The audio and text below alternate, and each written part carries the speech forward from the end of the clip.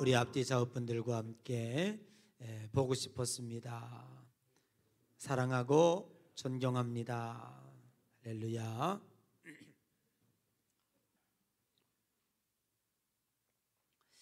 오늘은 창세기 1장 24절에서 28절에 있는 말씀을 통해서 하나님의 형상이라 하는 제목으로 같이 말씀을 나누도록 하겠습니다. 1886년 출간된 우리가 영화와 또 뮤지컬로 잘 알려진 지킬 박사와 하이든 씨라고 하는 단편 소설이 있습니다. 이 소설은 로버트 루이스 스티븐슨이라고 하는 사람에 의해서 쓰여졌습니다. 우리에게는 뮤지컬로 더 잘 알려진 소설이기도 합니다. 책 내용을 모두 다 소개하기는 어렵지만 지킬 박사 주인공은 모든 사람은 끊임없이 싸우는 두 가지의 모습을 가지고 있다. 즉 선과 악이 인간의 내면에 있다고 하는 것을 깨닫게 되었습니다. 이 두 가지 이론을 양분하여 고립시킬 수 있다고 하는 실험을 시작하였습니다. 한 사람은 악한 면의 화신으로 바꾸고 또 한 사람은 선한 면의 순수한 선의 모습을 약물로 바꿀 수 있다고 하는 생각을 갖고 새롭게 시작을 합니다. 이 책이 유명해진 것은 19세기에 겉으로는 체면을 중시하고 속으로는 온갖 욕망과 욕정에 불타는 그러한 가득 찬 사회의 현상을 그대로 표출하고 있다고 하는 것입니다.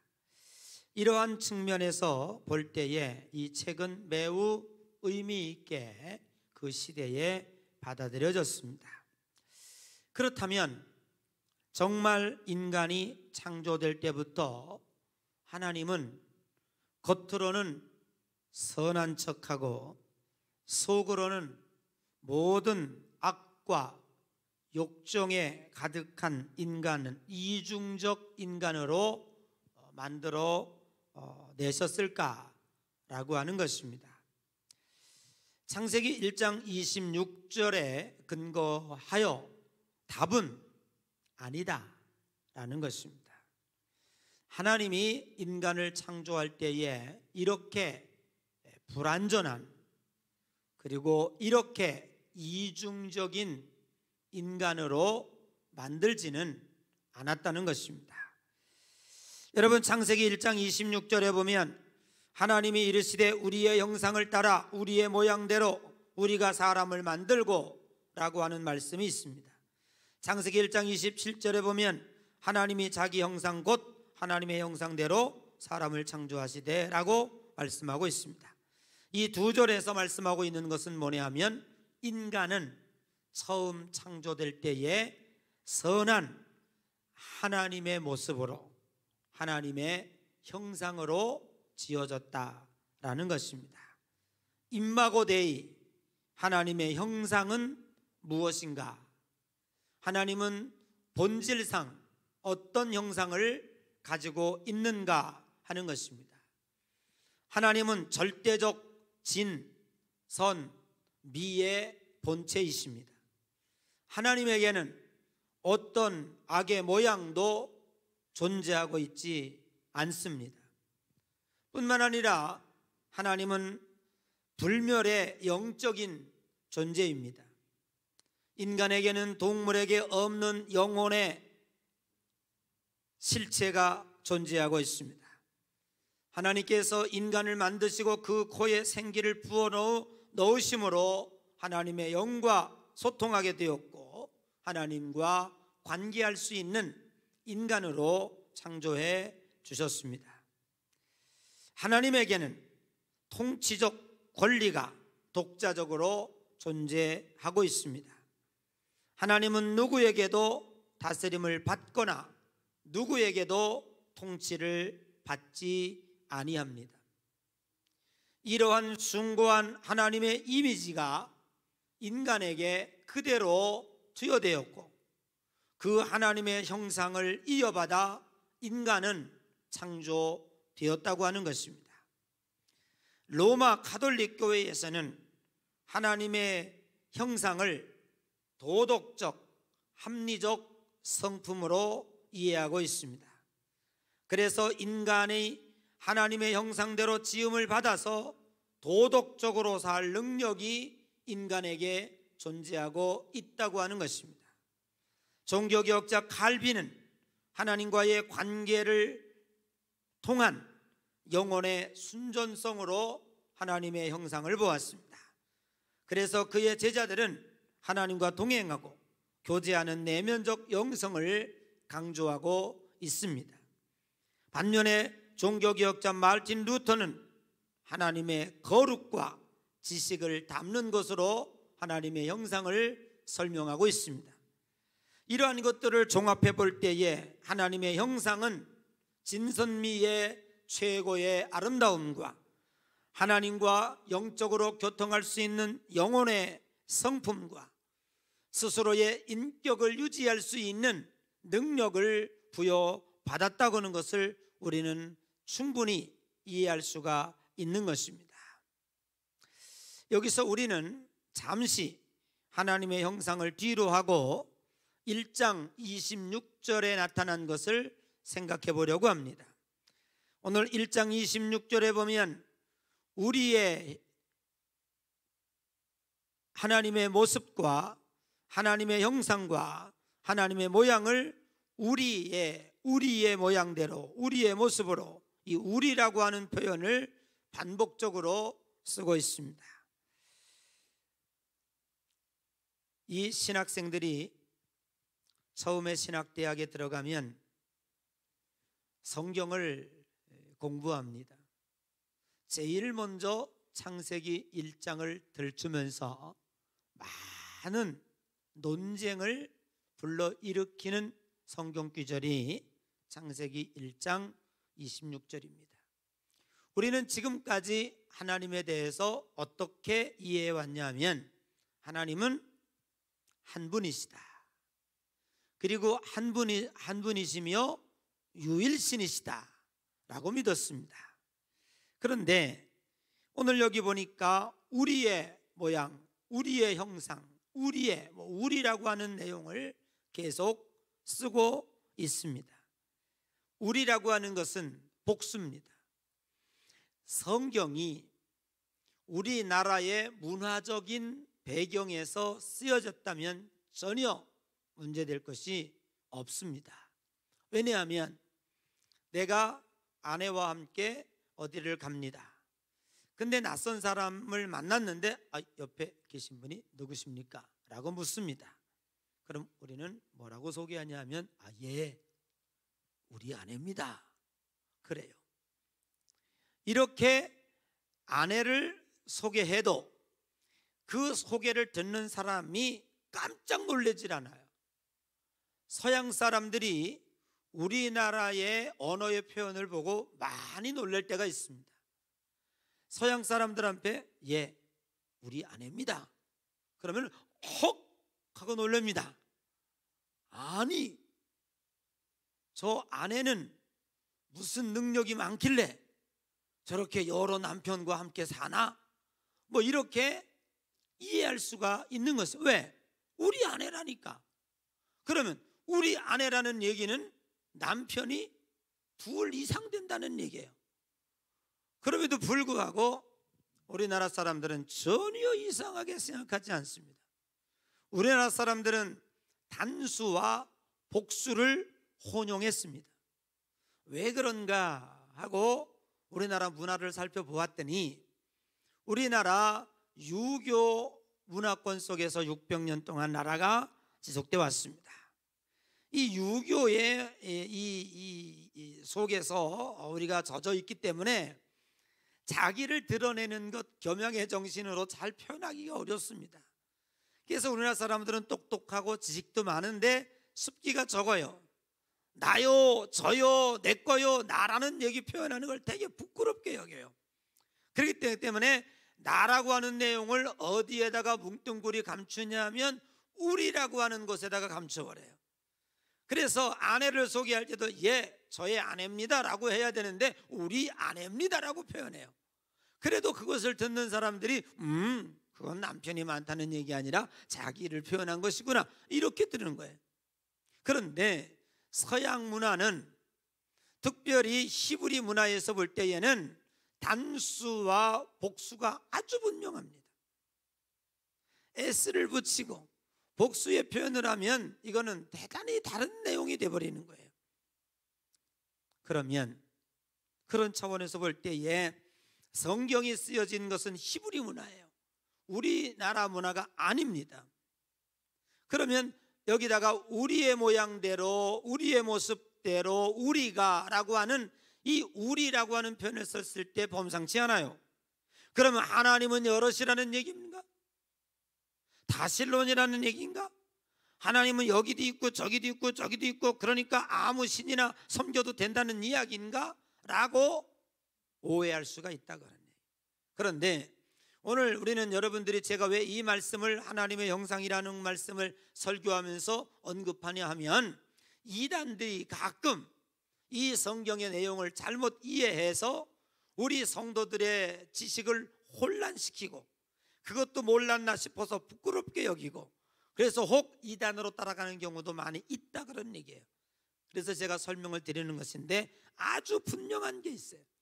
히브리 문법에 보면, 히브리 언어에 보면 복수를 쓸 때에 그 복수에 쓰는 여러 명이 있을 때에도 복수로 쓰지만 이 단수임에도 불구하고 하나임에도 불구하고 여기다가 S자를 붙여서 복수로 이걸 표현하는 데는 특별한 이유가 있다는 거예요.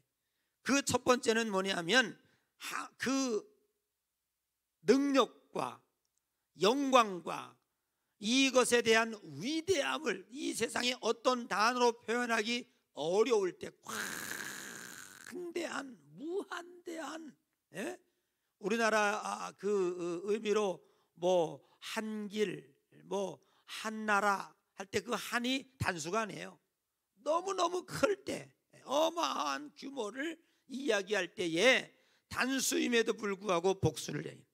그러므로 여기 오늘 하나님에게다가 복수를 붙인 우리라고 번역할 수밖에 없는 것은 하나님의 영광과 능력을 상징하는 것이고 하나님의 존재의 가치를 어마어마하게 인정하는 어법이다라고 하는 사실이에요.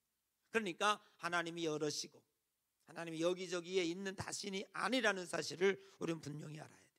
또 하나 중요한 건 뭐냐면 삼위일체로서의 하나님을 나타내고 있다고 하는 것이죠. 사실 삼위일체, 성부 하나님, 성자 하나님, 성령 하나님, 이것을 이해한다고 하는 것은 매우 어렵습니다. 그러나 이 삼위에 대하여 우리는 이 복수로 이 단어를 쓸 수밖에 없었다고 하는 사실로 미루어 짐작해 봅니다. 그럼에도 불구하고 우리는 이 삼위일체, 삼위일체의 이론을 정립할 때까지 많은 이론이 이단들이 나왔습니다.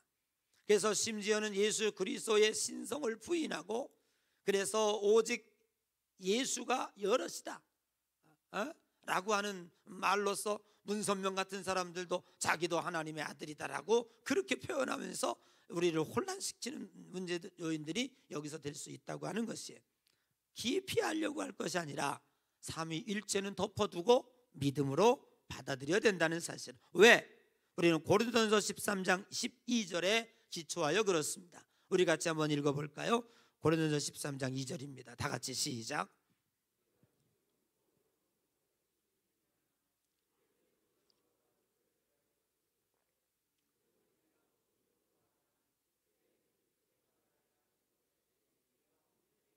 아멘. 여러분, 지금 우리가 하나님에 대하여 진리를 아는 것은 거울과 거울로 보는 것 같이 희미하고 부분적으로 알 수밖에 없어요. 안개 속에서 사람의 얼굴을 희미하게 볼 수밖에 없는 거예요. 그렇게 우리는 지금 희미하게 보이나 그때가 되면, 그때는 언제? 예수님께서 강림하시고 우리가 천국의 문에 들어갈 때, 그때가 되면 주께서 나를 아신 것 같이 내가 온전히 알리라. 아멘. 그때는 분명히 하나님의 모습에 대해서, 하나님의 삼위일체에 대하여 우리는 분명하게 알 때가 있다 그 말이에요. 그때까지 이 문제는 덮어두고 하나님의 위대하심과 놀라움을 이렇게 복수로 표현했다라고 하는 사실로 우리는 받아들여야 된다고 하는 사실이에요. 아셨죠? 더 이상 이 문제에 대하여 이제는 어느 누구에게도 현혹되거나 성경에 대한 지식이 없어서, 답변할 능력이 없어서 이단에게 굴복되는 그러한 일이 없으셔야 될 것 같습니다. 다시 하나님의 형상으로 돌아와 보면, 인간이 하나님의 형상으로 창조되었다고 하는 것은 하나님의 구원과 밀접한 관계가 맺고 있다는 거예요. 여러분, 이 하나님의 형상이라고 하는 이 내용과 이 중심 의미는 창세기 1장 26절에서부터 요한계시록 끝장까지 지속적으로 이 성경을 지탱해 주고 있는 매우 중요한 이론이라고 하는 측면에서 볼 때 아주 중요한 것입니다. 여러분, 왜 그렇습니까? 우리는 매우 궁금합니다. 아니, 430년 동안 종살이 하던 이스라엘 백성들이 이제 애굽에서 나옵니다. 200만 명이라고 하는 노예들입니다. 바로 왕의 입장에서 볼 때 임금도 안 주고 돈도 안 주고 학대하고 때려서 엄청난 노동을 창취할 수 있는 그 200만 명이라는 사람들이 갑자기 탈출해 버린 거예요. 욕심이 나겠잖아요. 통치자 입장에서 볼 때 쫓아가라. 그래서 뒤에서는 군사들이 잡으러 오는 거예요. 근데 앞에 뭐가 있어요? 홍해가 있어요. 근데 홍해가 쫙 갈라집니다. 200만 명이 거기를 통과해 오고 있는 거예요. 뒤에서 누가 쫓아와요? 애굽의 군대가 말을 타고 자부작 소리가 그냥 막 우레와 같이 들리는 거예요. 그냥 죽기살기로 물이 갈라지니까 건넜을 거예요. 그리고 먼저 건넌 사람들이 언덕에서 그 광경을 지켜보고 있는 거예요. 그런데 젊은 사람, 좀 잽싼 사람들은 좀 빨리 건넜지 않겠어요? 여러분 생각해 봐요. 200만 명이 줄 서서 건너온다고 해서 그게 길이 얼마나 길겠습니까? 예? 구릿이 20만 명이 한번 줄 선다고 생각해 봤더니 어마어마한데, 200만 명이 줄 서서 거기를 건너온다고 생각하면요 굉장히 오랜 시간이 걸렸을 거예요. 그리고 어린아이, 노약자, 어르신 같은 분들이 거기도 있지 않겠어요? 그 사람들은 엉금엉금 겨우다가 젊은이들 치여가지고 넘어지다가 별도 애기 엄마는 그거 끌고 그냥 그러면 쫙 뒤까지 이제 건너오는 거예요. 그런데 먼저 건너온 사람들이 이걸 지켜보고 있는 거예요. 자, 생각해 보세요. 지켜보고 있는, 자, 물이 큰 바다가 벽을 향해서 서 있어요. 그 사이로 건너오고 있어요. 그런데요, 이상한 게 생겼어요. 물이 갈라졌는데 마지막 엉금엉금 겨우고 노약자, 장애자까지 다 마지막 한 사람이 딱 건너오자마자, 그리고 그 뒤에 따라오는 애굽의 백성들이 이 사람들을 잡으려고 물속으로 막 달려오고 그 물 안에 들어가 있는데 바닷물이 샥 합쳐졌다는 거예요. 성경을 잘 보세요. 이스라엘 백성들은 홍해가 합쳐지는 동안에 한 명도 죽지 않았어요. 그걸 누가 지켜보고 있어요? 쥐들이 지켜보고 있는 거예요. 언덕에서 딱 건너와가지고 물 갈라진 언덕에서 몇 시간을 통과했는지는 모르지만 그걸 지켜보고 있는 거예요. 여기에서 이들이 무슨 생각을 했을까요? 무슨 생각을 했을까요? 우리는 하나님을 알지 잘 못하는데 이게 뭐지? 어찌하여 애굽 사람들은 물에서 죽이고 어찌하여 우리는 탈출시켜 주신 우리는 마지막 한 사람까지 살려내시는가? 궁금하지 않아요? 여러분 생각하면 이거 뭐지? 이거 우연인가? 도대체 하나님이 계시다면 하나님은 도대체 무슨 하나님이시길래 이렇게 하시는가? 라는 거예요. 여러분 곰곰이 생각해 봐봐요. 예수 믿고 세례 받고 집사되고 권사되고 장로 됐어요. 그럼 여러분들이 여기 집사 자격 있습니까? 나 집사 자격 있어서 집사 할래. 권사님 되니까 좀 나아지시든가요? 뭐 인격적으로 뭐 윤리적으로 여러분들의 생활이 권사답게 변할 수 있는 능력이 생기든가요? 그러려고 애쓰고 노력할 뿐 늘 넘어지고 쓰러지는 거예요. 실패하는 거예요. 오죽하면 3층 천까지 올라갔던 사도 바울도 오호라 나는 곤고한 자로다. 이 사망의 몸에서 누가 나를 건져낼까? 내 속에 있는 이 속사람은 선을 행하려 하나 내가 악을 행하는도다. 그렇게 한탄했어요. 3층 천까지 올라갔던 갖은 기적을 일으켰던 주의 종인 사도 바울도 그랬어요. 그러니 저와 여러분은 오직 하겠냐고요. 이 모습 이대로 하나님 앞에 그대로 예수님이 오신다면 나의 행위와 나의 삶으로 천당 갈 자격 있는 사람 손 들어봐. 아무도 없어. 오늘 우리는 여기서 답을 얻게 되는 거예요. 구원이라고 하는 것은 자연적인 사랑에 의한 영적 혈육의 회복입니다. 구원은 하나님의 창조의 목적을 완성해내는 하나님의 가족의 회복입니다. 사랑하는 성도 여러분, 이 구원의 흐름이 어디에 근거되어져 있느냐라면 도저히 다른 말로는 설명이 안 돼요. 아니 왜 저들은 죽이고 왜 이스라엘 백성들은 살려내시는가? 왜 하나님의 백성들은 천당에 간다고 그러고 저 여기 안 온 사람들, 저 세상에 있는 우리보다 더 저기도요, 우리보다 더 윤리적으로 도덕적으로 요즘 보면은요, 어떤 사람은 매 크리스마스 성탄절 그 연말 영시만 되면은 그냥 갔다가 자기도 모르게 1억씩 몇 억씩 갔다가 몰래 놓고 가는 사람도 얼마나 많은지 몰라. 세상 사람도 그런 거 얼마든지 합니다. 그렇게 세상 사람들 많은데 왜 성경은 우리를 구원해 한다는 얘기입니까? 이게 도대체 이해가 되질 않잖아요. 우리가 저들보다 나은 게 없는데 우리 왜 이상하잖아요. 뭘로 설명하겠어요? 여러분, 그것은 오직 하나님의 형상입니다. 자, 에베소서 4장 13절 한번 읽어봐요. 에베소서 4장 13절입니다. 뭐 찾을 것도 없어. 아주 요즘에는요 친절해가지고 다 써줍니다. 자, 읽어봐요. 시작.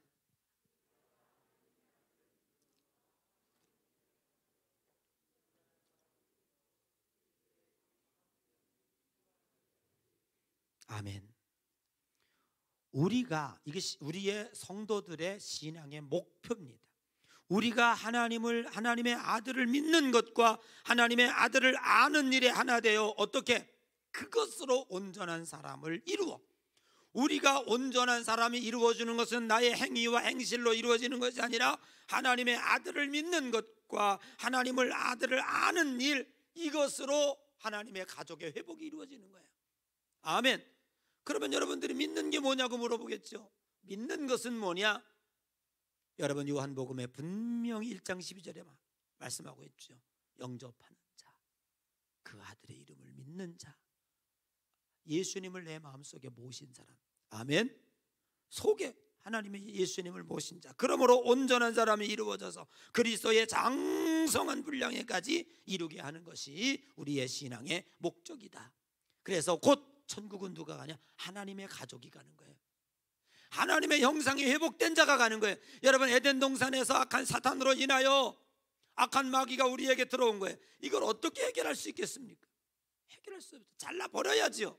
그리고 어디다 접붙여야 돼요? 예수님에게 접붙여야죠. 그러면 그게 예수님 나무가 되는 거예요. 아멘. 형상이 예수님의 십자가의 나무에 접붙임 받을 때 우리는 새로운 신분으로 바뀌어지는 거예요. 하나님의 백성으로 거듭나는 거예요. 그래서 가만히 지켜보고 있는 거예요. 왜 저들은 죽이고 우리는 살려내는가? 이해가 안 됐어, 이스라엘 백성들이. 왜 저 많은 세상 사람들, 저 중에도 수많은 선행을 하는 사람들이 수없이 많고 나보다 착한 사람들이 수없이 많은데 우리는 집사가 되고 권사가 되고 장로, 아직도 변화된 성품으로 하나님 앞에 부끄러워서 온전히 설 수 없는데 왜 우리를 구원하신다고 하나? 나 같은 죄인이 천당 간다고 하나? 이유를 설명할 수가 없었어요. 그죠? 설명할 수 있었어요? 왜? 내가 확신이 없었잖아.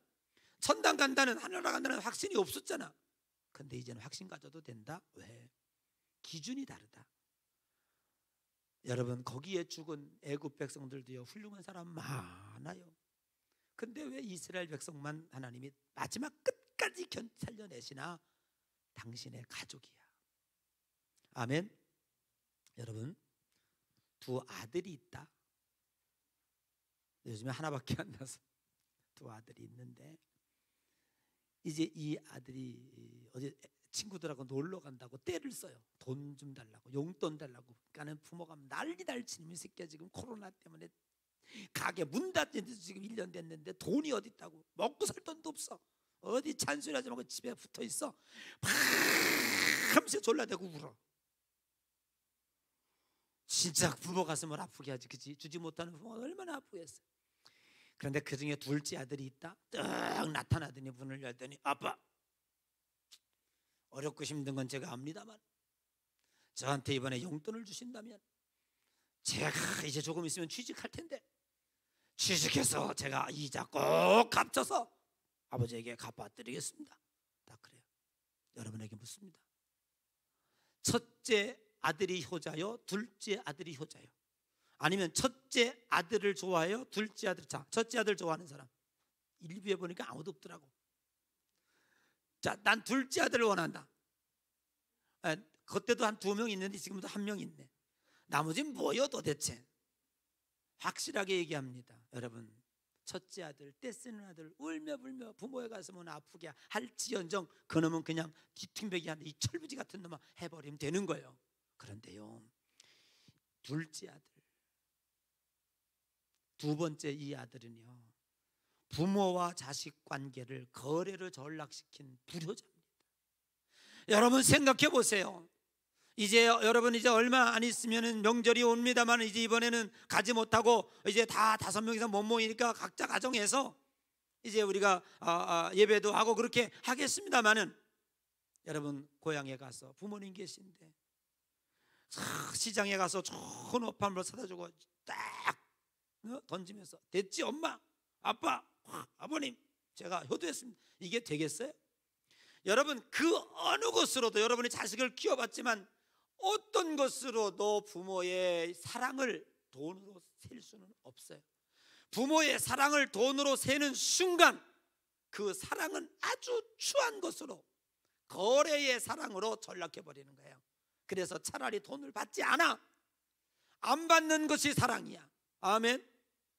그런데 거기다 대놓고 나한테 돈을 주시면 내가 취직해서 적당히 이자 써서 아버지에게 갚아드린다고요? 이게 말이 되는 소리예요? 여러분, 아닙니다. 그럴듯한 아들 같지만 이거는 정상적인 아주 부모의 마음을 아프게 하는, 사랑을 거래로 전락시키는 못된 아들입니다. 차라리 떼를 쓰고 차라리 울고 불고. 그건 뭐예요? 저 아버지는 옆집 아저씨하고 달라. 내가 떼를 쓰고 내가 밤새 눈물을 흘리고 하면 주실 거야 라는 선한 아버지로 알고 있는 거예요. 그러니까 여러분 보세요. 적용해 볼까요? 기도도 안 하고 하나님 적당히 주시면 이자 쳐 드리겠다고 거래하는 신앙이 좋은 신앙이요? 아니요. 그냥 자격은 없지만 하나님 배울 낯은 없지만 울며 불며 통곡하고 떼굴떼굴 구르고 하나님 나 이거 안 주시면 나 그냥 안 돼 하고 외치고 대들어. 그게 아버지를 아버지 되게 여기는 사람이야. 그래서 기도하는 사람이 믿음 좋은 거예요. 기도하는 사람을 하나님은 좋아하는 거예요. 받을 자격은 없는데도 불구하고 아버지를 알고 따라오고 아버지를 알고 외치고 있잖아. 그러니까 그 아들이 여기 있는 이걸 아버지로 인정하고 있잖아. 사랑하는 여러분, 하나님을 아버지로 여기는 여러분 되시기를 주님의 이름으로 간절히 축복합니다. 여러분, 한 율법사가 예수님께 와서 그랬잖아요. 어느 계명이 큽니까? 예수님은 정확하게 얘기했어요. 첫째는 마음을 다하고 뜻을 다하고 성품을 다하여 주 너의 하나님을 사랑하라. 두 번째는 네 이웃을 네 몸처럼 사랑하라. 여러분, 하나님은 인간을 당신의 형상을 따라 만들어내셨습니다. 인간이 사랑받을 수 있는 유일한 이유는 아무것도 없습니다. 사실 인간만큼 악하고요, 인간만큼 나쁜 존재가 없어요. 야, 진짜 인간 독합니다. 어떻게 그 어린아이를 패가지고 막 때려 죽이고 막 매달고, 요즘 부모들 진짜 그거 안 되는 거예요. 인간이 인간답고 사랑받아야 될 이유는 딱 한 가지, 우리 속에 하나님의 형상이 있어요. 하나님을 존경하고 하나님을 섬기고 사랑하듯 인간을 사랑하는 거예요. 그래서 하나님은 거꾸로 그렇게 얘기합니다. 요한서신에 너희 속에 사랑이 있으면 아들이 있고 아들이 있으면 너 나의 백성이다라고 얘기하고 있는 거예요. 기독교인은 사랑입니다. 그래서 우리는 사람을 사랑해야 돼요. 무슨 이유에서 사랑해야 돼요? 우리 옆 사람 다시 한번 인사합니다. 진실로 사랑합니다. 뜨거운 불타는 눈으로 해야 돼. 가짜로 하지 말고. 정말 우리는 사람을 사랑해야 됩니다. 어떤 이유에서든 사랑해야 됩니다. 요즘에 저는요, 마음이 많이 아파요. 여러분, 조두순 참 감옥살이 다 하고 나왔는데 갈 데가 없어요. 어디가 살겠습니까? 그 죄는 밉지만 우리는 그 사람은 사랑할 줄 알아야 돼. 그 사람도 이 세상에 발붙이고 살게 해야 되잖아요. 그죠? 이런 모습들이 어디서 나와요? 고급한 기독교 정신에서 나올 수밖에 없다는 사실을 우리가 분명히 깨닫고, 여러분, 하나님의 형상이라고 하는 이 한 단어 속에 어마어마한 우주의 진리를 담고 있다는 걸 여러분들이 꼭 가슴에 품고 하나님과 거래하려고 그러지 말아요. 조금 더 차원 높은 여러분의 신앙을 오늘 이 시간 더 업그레이드 시키셔서, 아멘, 하나님은 나를 구원해 내실 것이다, 이 흔들리지 않는 확신 속에서 악한 마귀가 와서 여러분을 괴롭히고 힘들게 해도 단호하게 주님을 믿고, 코로나19 가운데서도 목숨 걸고 예수 믿고, 어떤 상황 속에서 떨어져 나가지 못하는, 아멘, 하나님이 뭐 있네 없네 뭐 있을까 없을까, 사회에서 기독교 욕하니까 같이 욕하고 이런, 아이고, 우리는 우리예요. 아멘. 이럴 때에서 알곡되어 믿음 안에서 승리한 여러분 되시기를 주의 이름으로 간절히 축복합니다. 기도하겠습니다.